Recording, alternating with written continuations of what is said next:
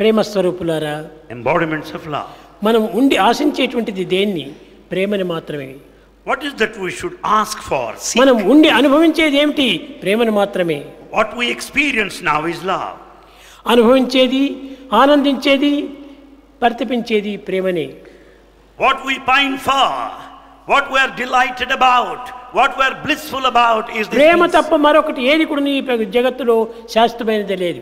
There is nothing in this world that is permanent other than love.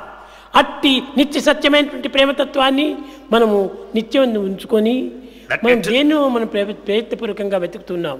That eternal truth, love is within us. We have forgotten this principle and we are in search of it outside. కనుక ముఖ్యంగా మనం యోచించవలసినటువంటిది మన స్వరూపం ఏమిటి అని విచారించాలి. In the first instance we have to inquire our true identity. ప్రేమనే మన స్వరూపము. Love is our form.